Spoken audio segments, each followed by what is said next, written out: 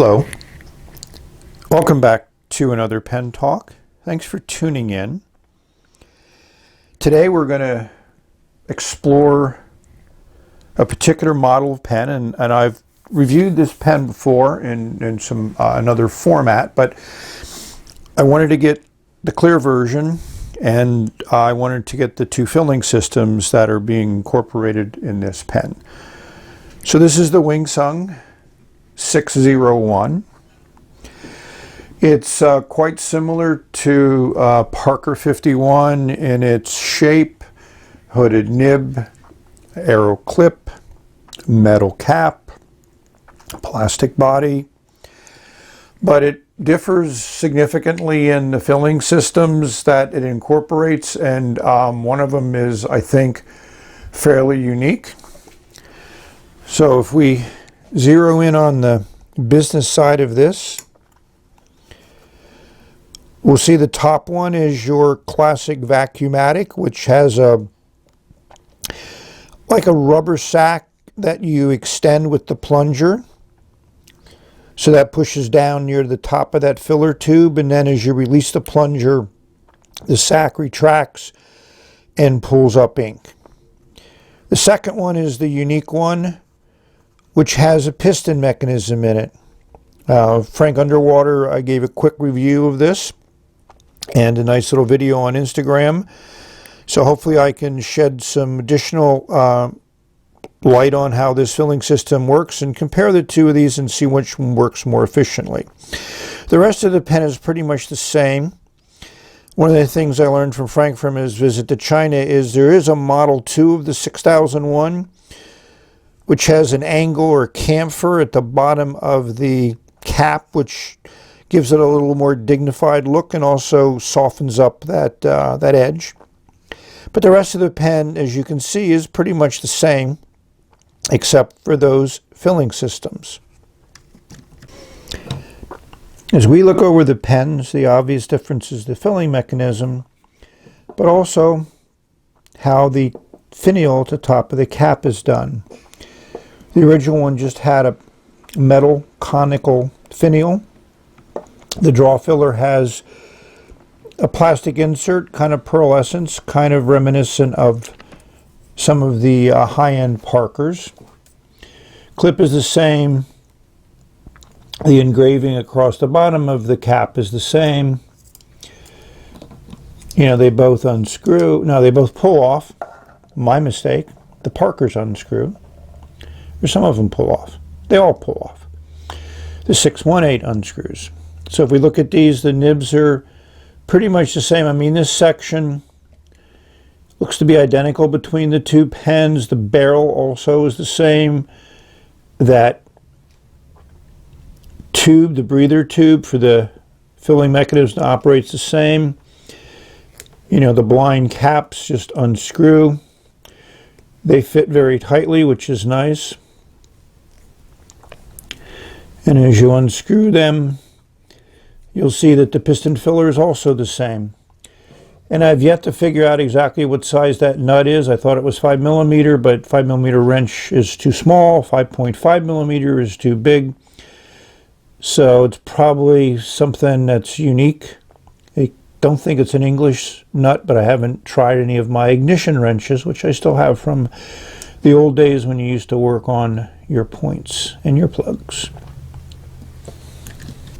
So the pen comes in this Lamy style container, Lamy style box. As you can see, it's the Shanghai Green Stationery Company, which is one of the companies that are making the Wingsung pens, according to Frank, and this is the 600 series one which they make. So one of the things is Wingsung. Wingsung translates into eternal life. So that comes out interesting in the Google Translate program. Unfortunately, both pens come with the same instructions. They're kind of based on the sack filler or Vacuumatic filler. It's nice how they have the different parts and they have different descriptions for them. If we go down here, it goes to filling instructions, which is probably the same for both of them. It recommends 10 pumps for a full fill. And also it talks about cleaning instructions. It came with a little converter of silicone grease, and it recommends cleaning with just pure water. And there's a little illustration. So what ink to use? So I figured I'm going to use both Birmingham inks in the pens. So we're going to use crimson in the Vacuumatic and the green in the draw filler. As usual, these good descriptions. I did these pens a little bit differently in a video, so we're just going to fill and take a look at how that works. I need to set up the camera and hopefully get this filmed well. I've set this up as well as I think I can without like building a whole set just for this. So we're going to see how this Vacuumatic filler pulls up ink. And we're going to see how many pumps it takes. We're going to do 5 pumps, and we'll see how 5 pumps work here versus 5 pumps in the draw filler. It takes 2 pumps to get up the first bunch of ink. It's 3, 4, 5. I think we're going to have to go for more. 6, 7, 8. So you can see how that works. It was 8 pumps, and we're about halfway full, or 2/3 of the way, because it's only going to fill to the top of the filler tube, and once you get the ink up to that level, then it's not going to pull up anymore. Now with the same setup, we're going to do the draw filler, and we'll do 8 pumps also. We're going to switch to the Riddler's green ink. I need a production assistant to really do this properly, but I'm certain the intention will come across. I'm going to go into the ink.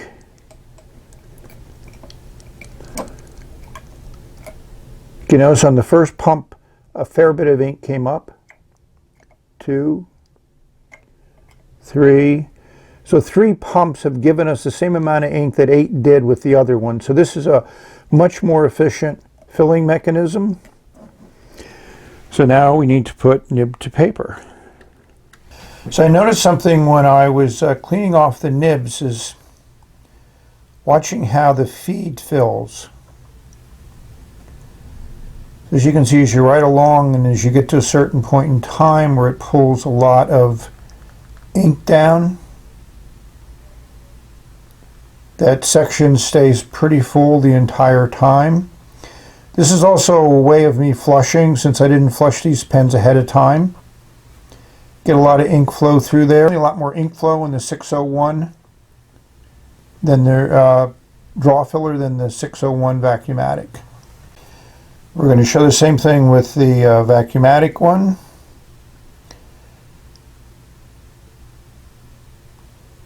It's not a significant amount of difference, but it is definitely there. The ink flows a lot more in the other pen. I'd say it's almost double the ink flow. But the feed keeps up, and that's what the important thing is. You may ask, out of these 601 transparent models compared to the solid color ones, so here is a comparison.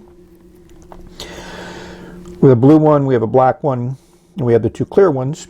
I had a beige one, tan, but that one has now gone on to a new home.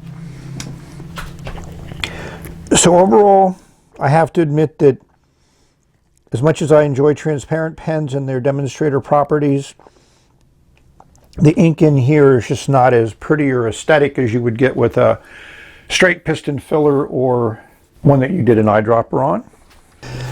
And the other thing that the solid color ones do is, I just find them a more interesting looking pen.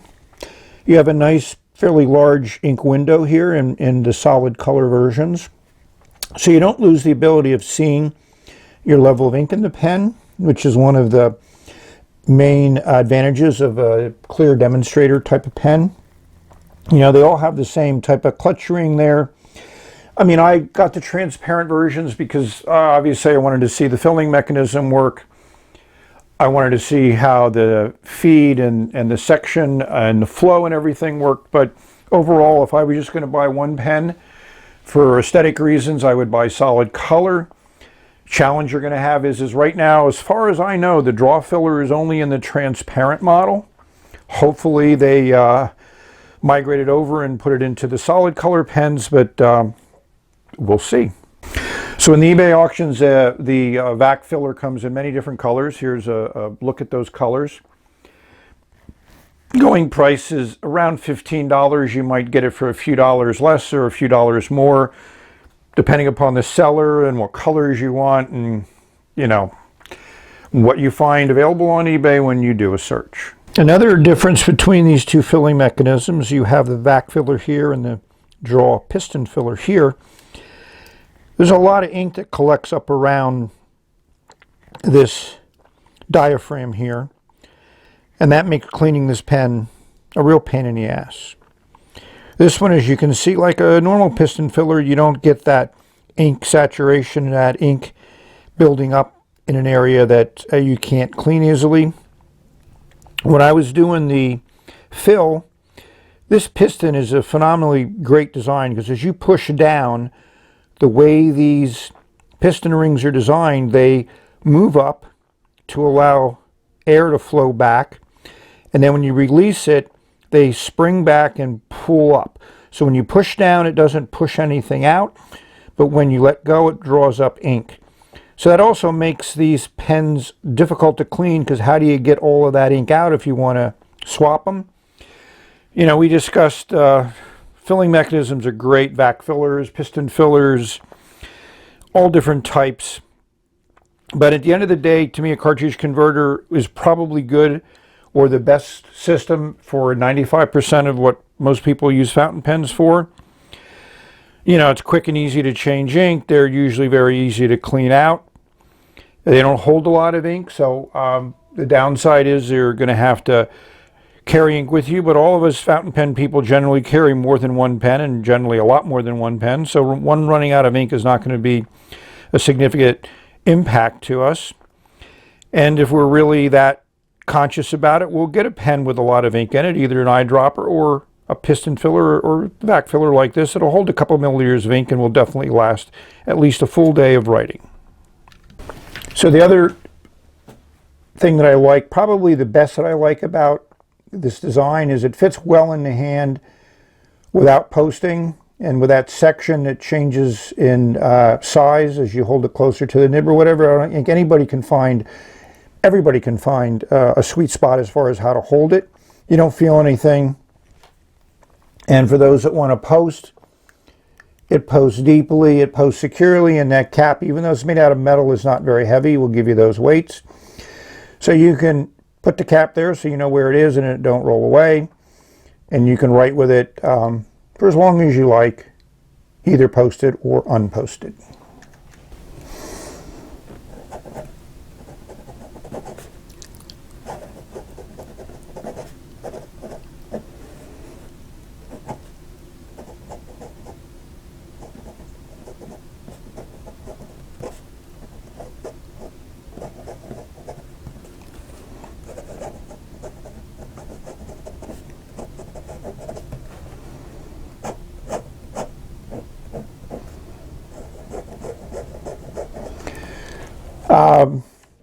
They write great. I've never had an issue with any of these designs. The 601, the 618.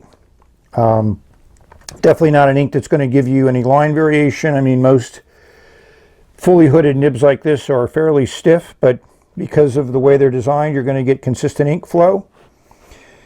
You know, this lays down a decent patch of ink. You know, these are not wet pens by any stretch of the imagination. And I would definitely call this an extra fine nib, more closer to the 0.38 millimeter, which is the extra fine. They're all called fines up until 0.5, which is more medium fine than fine.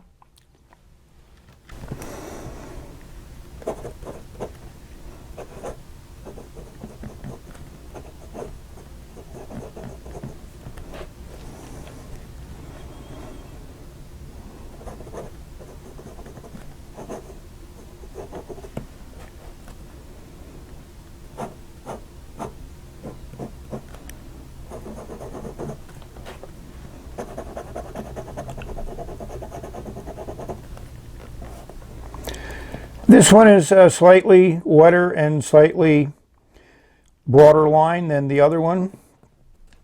So I would call this a fine, which is about a 0.5.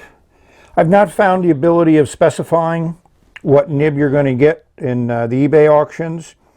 So it's kind of a drawback. I mean, to me, this extra fine is a little bit too fine for me. The feedback is not what I like. It's, you know, some feedback I enjoy. I enjoy feeling the nib on paper, being able to tell what paper I'm on based on the feedback I'm getting. But, you know, this one is just a little too fine for me. This one in the draw filler I think is just right. You know, it is slightly wider line. And that shows up the wider line there. So that's kind of the summation of the writing. You know, again, these are great everyday writers. And that's what's nice about them. And for those of you that like interesting filling mechanisms and pens that hold a fair amount of ink, these will work for you. So thank you for watching.